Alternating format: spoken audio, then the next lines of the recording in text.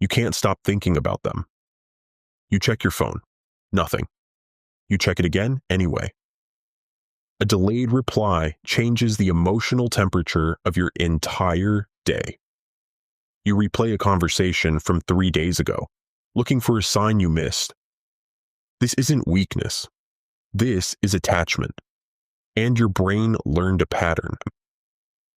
When someone becomes important to you, your brain starts associating them with relief. Hearing from them feels relieving. Knowing where you stand feels relieving. And after a while, your brain stops chasing happiness. It starts chasing resolution. So when they go quiet, even for a few hours, something changes internally. You feel it immediately. The checking, the anticipation, the mental replay. You don't choose that reaction. Your brain already learned the pattern. Here's where the loop gets stronger. The more uncertain the connection becomes, the harder your brain holds onto it. Not softer, harder. When someone is warm one day and distant the next, your brain doesn't relax. It starts searching. You reread messages. You notice small changes in tone. You start reading meaning into silence. Because uncertainty doesn't weaken attachment.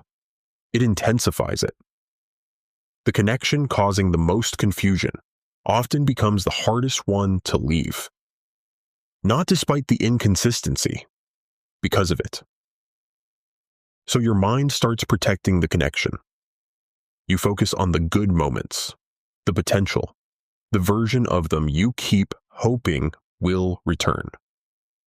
And slowly, your brain builds explanations for what your emotions already decided to hold on to.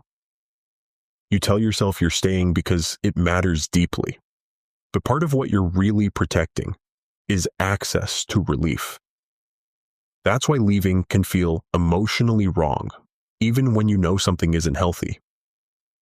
Over time, the attachment starts organizing your emotional world. A message from them can calm your entire body. Silence from them can ruin the day. That's when attachment stops feeling like connection and starts becoming dependency. And dependency often disguises itself as depth. Because emotionally, it feels important. It feels meaningful. But intensity and emotional dependence are not the same thing as love. So what breaks the loop? Not force, awareness. The next time you feel that urge to check, to reach out, to reread the conversation again, pause and ask yourself something honestly. Am I trying to connect, or am I trying to relieve uncertainty? That question creates distance between you and the pattern. And once you can see the pattern clearly, you stop automatically obeying it. The thoughts don't begin to loosen until the mechanism becomes visible, not controlled, seen. That's where the change actually starts.